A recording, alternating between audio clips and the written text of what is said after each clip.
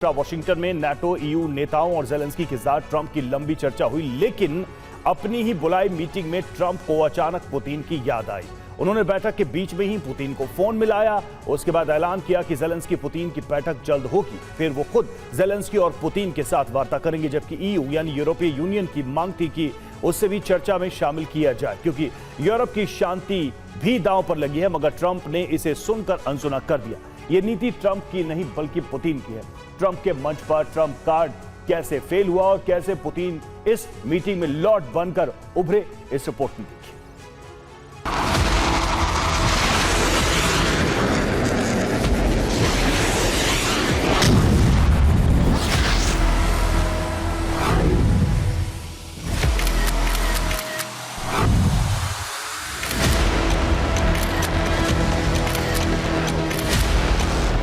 आशंकाएं बाकी हैं, संशय बना हुआ है।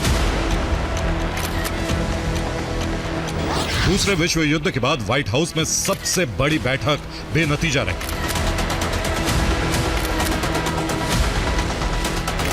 व्हाइट हाउस सम्मेलन के निर्देशक पुतिन बनकर उभरे हैं। ट्रंप कार्ड बेअसर रहा और अभी भी सवाल बाकी है कि युद्ध विराम होगा या नहीं।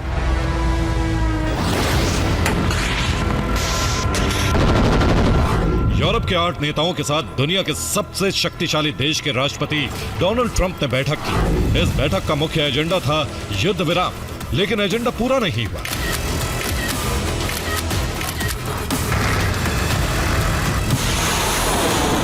बैठक जारी रही और उसी बैठक के बीच यूक्रेन पर रूस के हमले। जब ट्रंप युद्ध विराम पर मंथन कर रहे थे, तब रूस की सेना यूक्रेन के कई शहरों पर मिसाइल और ड्रोन हमले कर रही थी। यूक्रेन की मदद के लिए व्हाइट हाउस की बैठक में पूरा यूरोप और नाटो शामिल।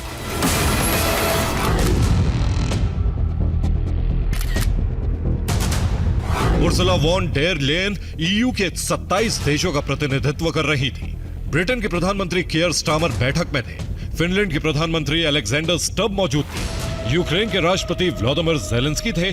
अमेरिका के राष्ट्रपति डोनाल्ड ट्रंप थे। फ्रांस के राष्ट्रपति इमैनुअल मैक्रो थे। इटली की पीएम जॉर्जिया मेलोनी थी।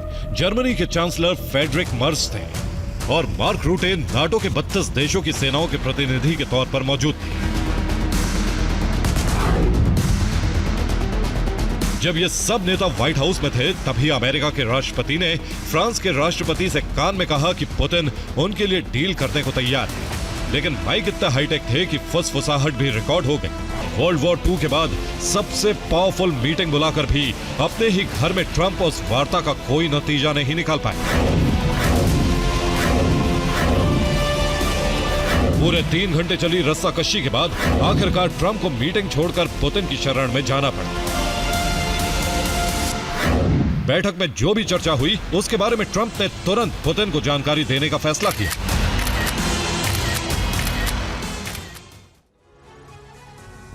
और बैठक छोड़कर डोनाल्ड ट्रंप ने खुद पुतिन को फोन किया। क्रेमलिन के मुताबिक ट्रंप ने मीटिंग की विस्तार से जानकारी दी। दोनों नेताओं की चर्चा 40 मिनट तक चली। दोनों ने रूस यूक्रेन की सीधी वार्ता पर भी चर्चा की।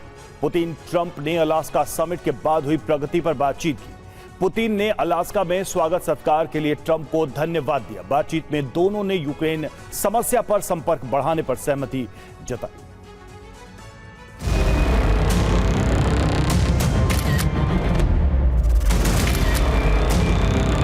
पुतिन से फोन पर बात के बाद ट्रंप ने ऐलान किया, रूस और यूक्रेन की सीधी बातचीत तय है। पुतिन ज़ेलेंस्की से मिलकर सकारात्मक चर्चा के लिए तैयार है। ट्रंप ने कहा कि पुतिन ज़ेलेंस्की की मीटिंग का प्रबंध किया जा रहा है। बैठक की जगह अभी तय की जाएगी। दोनों की बैठक के बाद त्रिपक्षीय वार्ता होगी। इसमें राष्ट्रपति पुतिन, राष्ट्रपति ज़ेलेंस्की और मैं शामिल रहूंगा। उपराष्ट्रपति जेडी वेंस, विदेश मंत्री मार्को रूबियो, विदेश दूत स्टीव विटकॉफ यूक्रेन और रूस के संपर्क में। 2 से 3 हफ्ते में ये बैठकें हो सकती हैं। ट्रंप समाधान पर सकारात्मक रुख दिखा रहे हैं, लेकिन क्रेमलिन ने सार्वजनिक तौर पर यह नहीं कहा कि पुतिन ज़ेलेंस्की या ट्रंप पुतिन ज़ेलेंस्की की मीटिंग के लिए सहमत है। बल्कि क्रेमलिन की तरफ से बयान जारी हुआ कि ट्रंप पुतिन की चर्चा काफी हद तक सकारात्मक रही। दोनों नेताओं ने अपनी बात स्पष्ट करके रखी। मॉस्को और कीव के प्रतिनिधि मंडल के बीच वार्ता का स्तर बढ़ाने पर सहमति बनी। यानी क्रेमलिन कह रहा है कि सिर्फ यूक्रेन और रूस के प्रतिनिधि मंडल की सीधी वार्ता पर चर्चा हुई है। ट्रंप की बैठक में ट्रंप कार्ड भी नहीं चला और यूरोप के कोएलिशन ऑफ विलिंग का प्लान भी फेल हो गया। यूरोपियन यूनियन और नाटो सीज फायर के बाद चर्चा का दबाव बना रहा था। ट्रंप ने कहा कि चर्चा के लिए सीज फायर जरूरी नहीं, स्थायी समाधान खोजा जाए। यूरोपियन यूनियन 4 पक्षों यूएस, रूस, यूक्रेन और ईयू की वार्ता चाहता था। ट्रंप केवल त्रिपक्षीय वार्ता के लिए तैयार हुए। यूरोपियन यूनियन चाहता है कि यूक्रेन की जमीन रूस को ना सौंपी जाए। ट्रंप जमीन के मुद्दे से अलग हो गए। उन्होंने कहा कि जमीन पर वार्ता का अधिकार यूक्रेन को है। यूरोपियन यूनियन चाहता है कि यूक्रेन को सुरक्षा की गारंटी मिले। ट्रंप ने सिर्फ आश्वासन दिया है। सुरक्षा गारंटी का मॉडल क्या होगा, यह साफ नहीं। यानी इस बैठक में परोक्ष तौर पर जीत पुतिन की हुई है। इसीलिए बैठक पर रूस की सुरक्षा परिषद के डिप्टी चेयरमैन ने कहा है कि रूसी विरोधी युद्ध भड़काने वाला कोएलिशन ऑफ विलिंग ट्रंप को अपने झांसे में नहीं ले पाए। ट्रंप के साथ बैठक में ज़ेलेंस्की ने भी पुतिन से मिलने पर सहमति जता दी, लेकिन कुछ शर्तें भी रखी।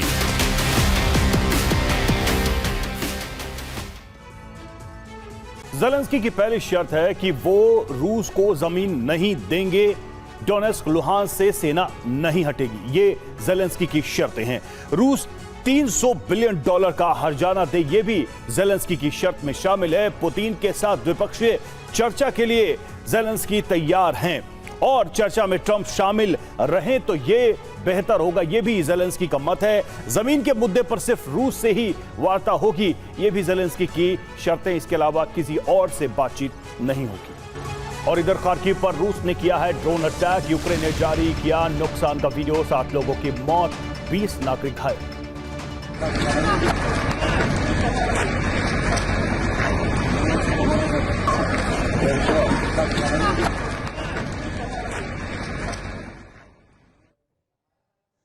वॉशिंगटन में महामंथन की शुरुआत हुई तो ठीक उसी वक्त यूक्रेन पर मिसाइलों से भारी आघात हुआ। रूस ने शायद पहले से तैयारी कर ली थी। जैसे ही ट्रंप और ज़ेलेंस्की के बीच बैठक की शुरुआत हुई, ठीक उसी समय यूक्रेन के 6 प्रांतों पर जबरदस्त हमले हुए। रूस के बॉम्बर्स ने उड़ान भरी और उसके बाद क्रूज मिसाइलों से यूक्रेन पर हमले किए गए। यूक्रेन की रिफाइनरी से लेकर गैस स्टेशन तक पर हमले हुए। यूक्रेन का पलटवार भी जारी है और रूस को भारी नुकसान का सामना करना पड़ा है। यूक्रेनी हमलों की वजह से रूस से हंगरी तक तेल की सप्लाई रुक गई।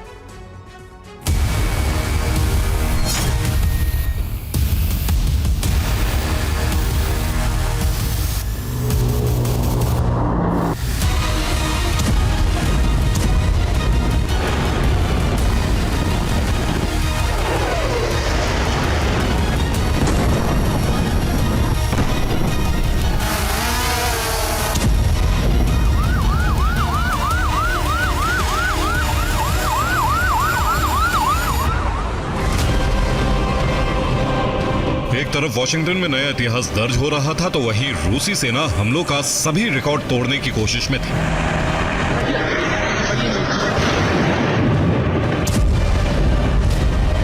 वॉशिंगटन में रूस के खिलाफ पूरा यूरोप अपनी एकजुटता का संदेश दे रहा था तो वहीं पुतिन भी दुनिया को दिखा रहे थे कि वो यूक्रेन का अस्तित्व ही खत्म कर सकते हैं।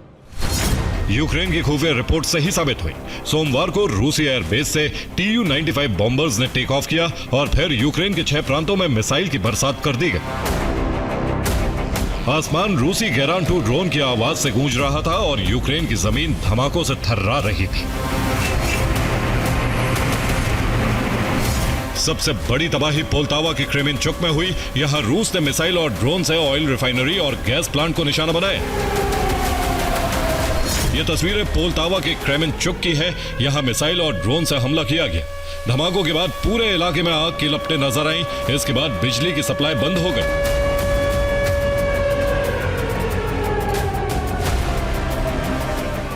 तेल और गैस का भंडार होने की वजह से पोल्तावा में बहुत ऊंचाई तक आग की लपटें देखी गई।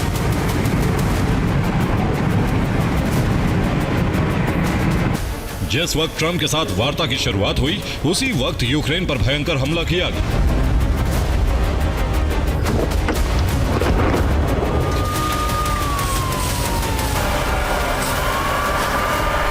यूक्रेन पर इस्कंदर मिसाइलों से हमला किया गया।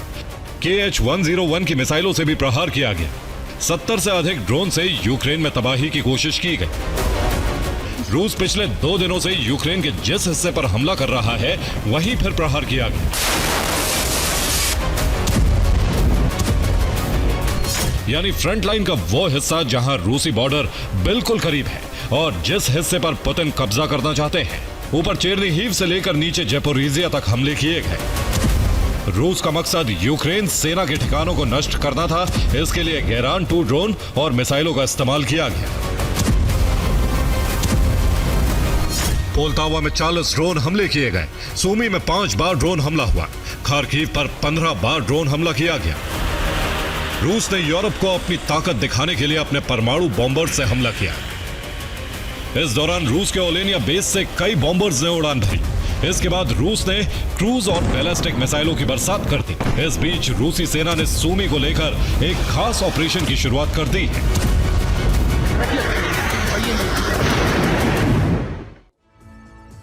और सूमी में रूस का स्पेशल मिशन शुरू हो चुका है। जंगल में सर्च अभियान की शुरुआत कर दी गई है। रूसी सेना सूमी में विशेष ऑपरेशन चला रही है। सूमी में अब यूक्रेनी सैनिकों की तलाश चल रही है।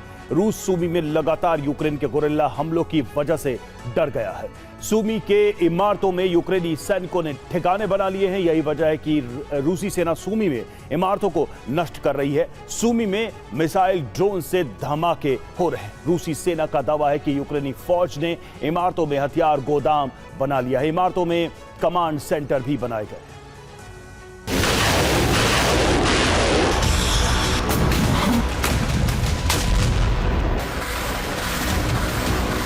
सूमी में खास ऑपरेशन की वजह सूमी में लगातार रूसी सेना को मिल रही मात है। यूक्रेनी सेना ने सूमी से फिर कुर्स्क पर हमले किए हैं, जिसमें रूस के जनरल गंभीर रूप से जख्मी हैं। रूस की सेना यूक्रेनी फौज से बदला ले रही है।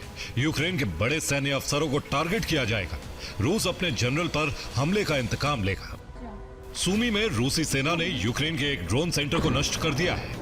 यहीं यूक्रेनी सेना ने हथियारों का गोदाम भी बनाया था। रूस FAB 3000 बम से भी हमले कर रहा है। रूस ने यूक्रेन के मिर्नोग्राद में बम से हमला किया। रूसी फाइटर जेट्स ने यूक्रेन में घुसकर हमला किया। काला सागर के किनारे ओडेसा में भी रूस के हमले जारी हैं। यहां अजरबैजान की कंपनी के तेल ठिकानों को ड्रोन से टारगेट किया गया। पुतिन जब अलास्का गए थे तब रूस पर भीषण हमले हुए थे। अब ज़ेलेंस्की के वॉशिंगटन जाने पर यूक्रेन पर हमले हुए हैं।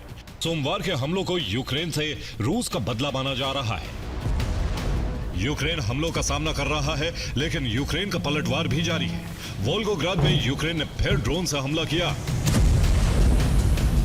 पुतिन से बदला लेने के लिए सेंट पीटर्सबर्ग में यूक्रेन ने ड्रोन से हमला किया। यहां एक शॉपिंग कॉम्प्लेक्स में आग लग गई।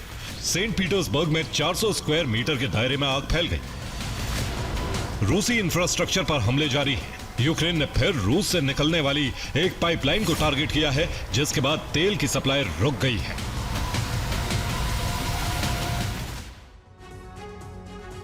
और वही यूक्रेन रूस पर पलटवार कर रहा है। यूक्रेन ने रूस से हंगरी तक तेल सप्लाई करने वाली द्रुब्जा पाइपलाइन को निशाना बनाया, जिसकी वजह से रूस से तेल सप्लाई बंद हो गई। तेल सप्लाई रुकने से हंगरी में तेल की कमी हो गई है। रिपोर्ट के मुताबिक सोमवार से हंगरी को तेल की सप्लाई रुक गई है। दावा है कि ऐसा यूक्रेन के हमले के असर की वजह से हुआ है।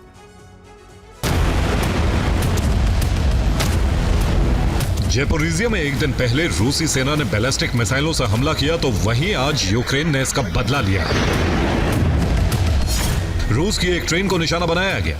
तेल ले जाने वाली ट्रेन में आग लग गई। वोल्गोग्राद में भी रेल रूट को निशाना बनाया गया। तेल रिफाइनरी पर भी हमलों का सिलसिला जारी है और रूस को भारी नुकसान का सामना करना पड़ रहा है। रोजनेफ्ट ऑयल रिफाइनरी बंद है। 14 अगस्त को यूक्रेन ने यहां हमला किया था। लुकोइल रिफाइनरी में प्रोडक्शन रुक चुका है। 15 अगस्त को यूक्रेन ने इसे निशाना बनाया था। इसी तरह गैस पाइपलाइन भी निशाने पर है। द्रुजबा पाइपलाइन पर हमले से पहले यूक्रेन ने इसी महीने central Asia centre gas pipeline को निशाना बनाया था।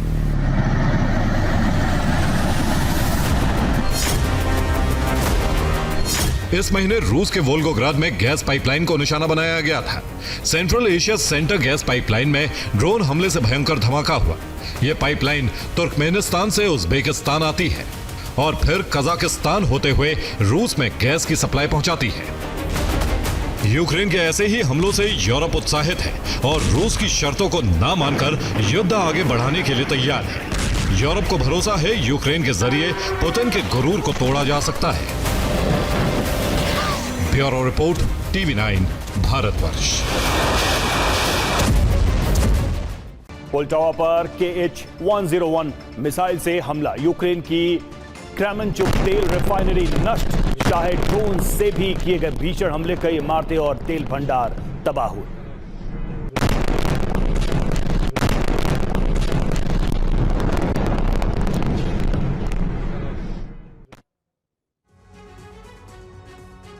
वॉशिंगटन मीटिंग में ज़ेलेंस्की ने उन शर्तों को अस्वीकार कर दिया जो पुतिन के अलास्का वार्ता के दौरान ट्रंप के सामने रखी गई थी, और इस मीटिंग के सेंटर में यूक्रेन की सुरक्षा गारंटी का मुद्दा आ गया।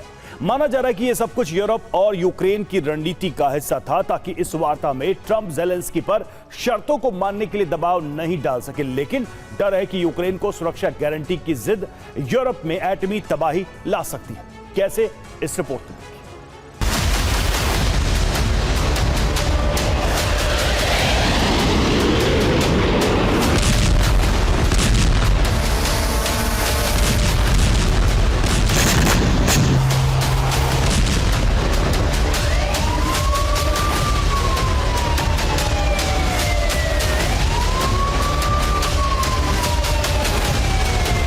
व्हाइट हाउस में सदी की सबसे बड़ी बैठक हुई। बैठक का एजेंडा था रूस यूक्रेन युद्ध विराम और शांति के लिए पुतिन की शर्तों पर ज़ेलेंस्की को राजी करना। लेकिन यूरोपीय नेताओं से लेकर ज़ेलेंस्की तक सभी के मुंह से जो शब्द सबसे ज्यादा निकला वो था सुरक्षा गारंटी, जिसकी मांग सभी ने यूक्रेन।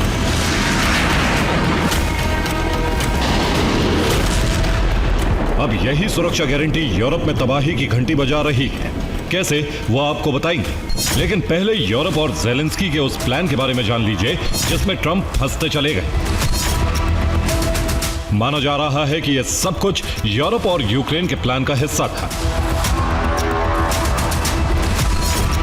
ट्रंप से मुलाकात से पहले ज़ेलेंस्की और यूरोपीय देशों के बीच बैठक हुई थी। इसी बैठक में अमेरिका के साथ बातचीत की पूरी सूची तैयार की गई। इसी सूची में टॉप पर यूक्रेन की सुरक्षा गारंटी को रखा गया। इसी दौरान हथियार सौदे के प्रस्ताव पर भी मोहर लगी, जो यूरोप का प्लान बी था।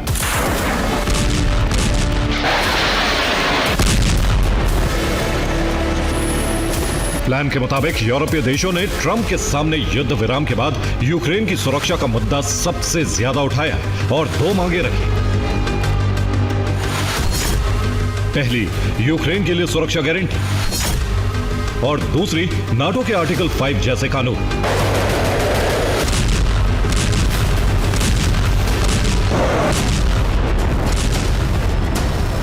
दरअसल यूरोपीय देश ये चाहते हैं कि भले ही यूक्रेन नाटो में शामिल ना हो, लेकिन उसकी सुरक्षा के लिए एक ऐसा नियम बनाया जाए जो उसे भविष्य में नाटो के आर्टिकल 5।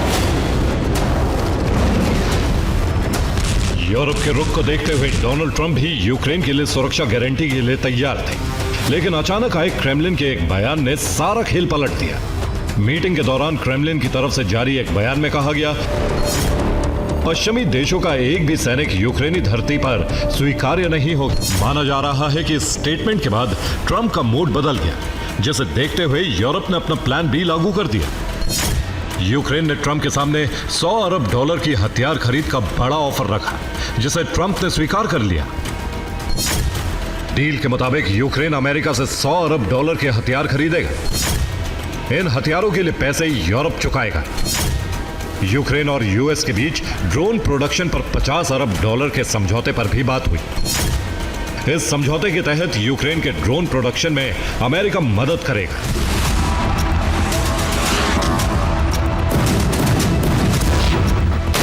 रिपोर्ट्स की माने तो हथियारों की डील पर बात होते ही ट्रंप एक बार फिर सुरक्षा गारंटी की बात पर सहमत हो गए और रूबियो की अध्यक्षता में एक कमेटी बनाई है जो सुरक्षा गारंटी के तरीकों पर विचार करेगी।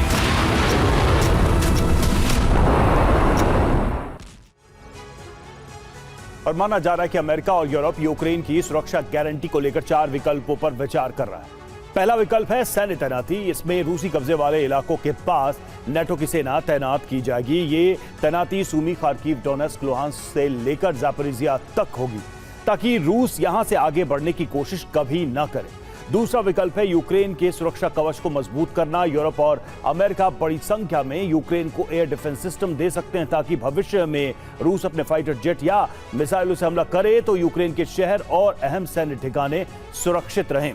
तीसरा विकल्प है यूक्रेन को आधुनिक हथियार देना, यानी युद्ध विराम के बाद यूक्रेन को फाइटर जेट और मिसाइलों से लेकर टैंक और हॉवित्जर तोपें दी जा सकती हैं। यूक्रेन को इतना गोला बारूद दिया जाए कि रूस कभी यूक्रेन पर हमला करने की हिम्मत नहीं कर सके और फिर भी रूस हमला करता है तो यूक्रेन जवाब दे सके। यूक्रेन की सुरक्षा गारंटी का चौथा विकल्प है निगरानी, यानी यूरोप और अमेरिका की कोई ना कोई सैटेलाइट रूस यूक्रेन बॉर्डर पर नजर रखेगी ताकि रूसी सेना के हर मूवमेंट के बारे में यूक्रेन को जानकारी मिलते रहे। इसके अलावा काला सागर में भी निगरानी के लिए युद्धपोत तैनात किए जा सकते हैं।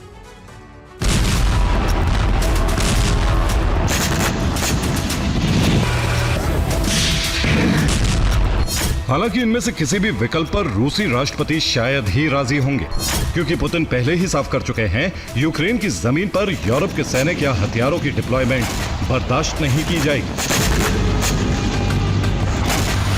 ज़ेलेंस्की की माने तो इसे लेकर 10 दिन में फैसला लिया जा सकता है। अमेरिकी विदेश मंत्री रूबियो नाटो प्रतिनिधियों के साथ मिलकर इस पर फैसला लेंगे।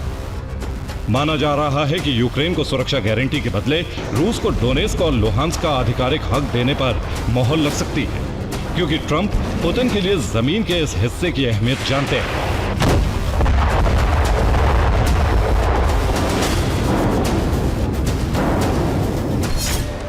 – 2025 में आई एक रिपोर्ट के मुताबिक डोनेट्स्क और लुहांस्क में खनिज का बड़ा भंडार मौजूद है।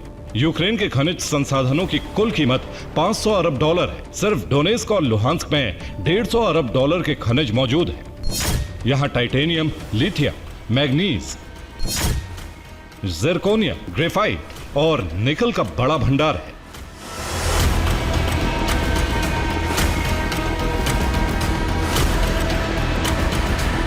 माना जा रहा है कि इसी खनिज के बदले अमेरिका और यूरोप पुतिन से यूक्रेन के लिए सुरक्षा गारंटी की शर्तें मनाने का दबाव डाल सकते हैं।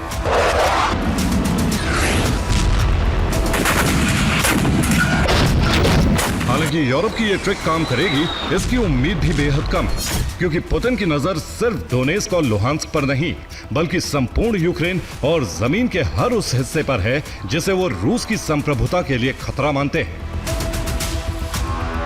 यानी यूक्रेन के लिए सुरक्षा गारंटी की जिद ने यूरोप के लिए खतरे की घंटी बजा दी। Bureau report, TV9 Bharat. इधर रूसी हमलों पर ज़ेलेंस्की ने पुतिन को घेरा। वार्ता के बीच हमलों का वीडियो जारी किया। खार्किव, जापोरिजिया, सूमी पर हमले का दावा किया गया है। युद्ध भड़काने का पुतिन पर आरोप लगा है। बुनियादी ढांचे का पर रूस ने हमले किए, ये ज़ेलेंस्की ने आरोप लगाया।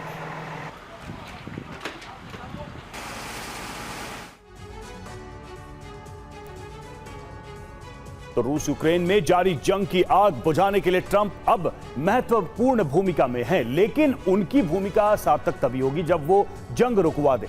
लेकिन हैरानी की बात यह है कि डील जिस बिंदु पर अटकी है वो है क्षेत्रीय अदला बदली, जिस पर न तो यूक्रेन राजी है न ही यूरोपीय देश। इसलिए डोनबास में जंग फिर भड़क गई है। यानी वार्ता असफल रही, लेकिन वॉशिंगटन वार्ता से एक युद्ध विराम के लिए उम्मीद की और किरण जागी है, जिसमें पुतिन ज़ेलेंस्की की द्विपक्षीय भूमिका होगी। तो क्या समाधान का रास्ता बनेगा? देखिए इस रिपोर्ट। बैठक सकारात्मक पहल, शांति वार्ता क्यों असफल?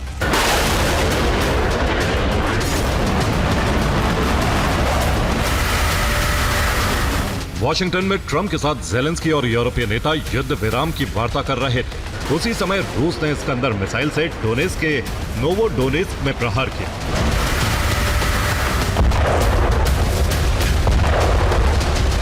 ऐसा प्रहार जिसमें यूक्रेनी सैनिक और उनके गोला बारूद का काफिला तबाह हो गया।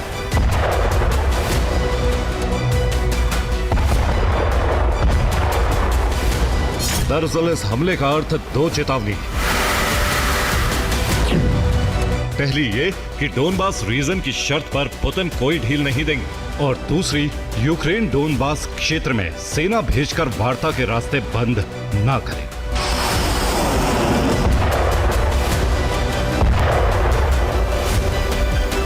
हालांकि इस हमले को रूस की बढ़ रही आक्रामकता के नजरिए से भी देखा जा सकता है, लेकिन समय इसकी इजाजत नहीं देता। ऐसा इसलिए भी क्योंकि पुतिन अपनी शर्तों के मूल कारण अलास्का वार्ता में ट्रंप के सामने जाहिर कर चुके हैं। कारण है डोनबास क्षेत्र से जेलेंस्की का सौतेला व्यवहार, रूसी भाषी और वहां के लोगों को मान्यता न देना, क्षेत्रीय संप्रभुता की आड़ में डोनबास का दोहन करना। यही वजह है कि जेलेंस्की ने ट्रंप के साथ बैठक तो की, लेकिन क्षेत्रीय संप्रभुता की आड़ में उन्होंने किसी भी समझौते से इनकार कर दिया। यानी पुतिन जो क्षेत्रीय अदला बदली चाहते हैं उस पर वार्ता विफल रही। अब सवाल यह है कि जेलेंस्की के लिए यह मुद्दा इतना संवेदनशील है क्यों? इसका कारण है कि डोनबास रीजन पर सहमति बनी तो यूक्रेन पूर्वी क्षेत्र खो देगा, और यह सामरिक और राजनीतिक स्तर पर जेलेंस्की की हार होगी। यही नहीं, संविधान के आधार पर भी जेलेंस्की विफल साबित होंगे।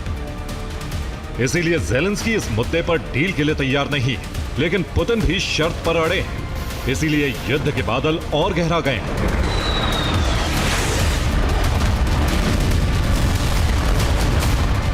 हालांकि इस मुद्दे पर एक बीच का रास्ता निकालने के संकेत भी ट्रंप जेलेंस्की की वार्ता में मिल गए।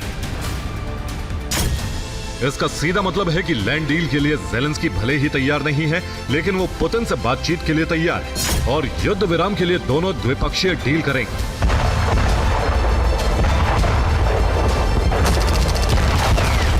लेकिन क्या पुतिन डोनबास रीजन पर अपनी शर्तें छोड़ने को तैयार होंगे?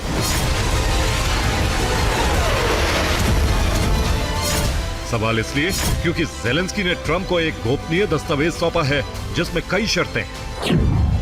शर्त यह है कि यूक्रेन संविधान के तहत क्षेत्रीय रियायत को मान्यता नहीं देगा। अगर रूस का कब्जा डोनबास पर तो नीपर तक पहुंचने के लिए वो पुल हेड बना सकता है। इसके अलावा व्यापक शांति समझौते के लिए पहले युद्ध विराम किया जाए, रूस से हमले में हुए 300 अरब डॉलर के नुकसान की भरपाई की जाए और रूस को प्रतिबंधों में राहत शांति समझौते का पालन करने पर ही दी जाए।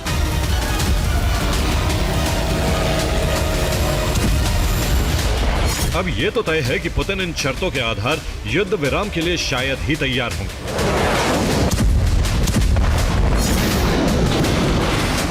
लेकिन डोनबास पर अगर सहमति बनी तो शायद पुतिन इन शर्तों को भी मान और दूसरे क्षेत्रों के लिए रियायत के रास्ते खोल दें, जिसके संकेत पुतिन दे भी चुके हैं।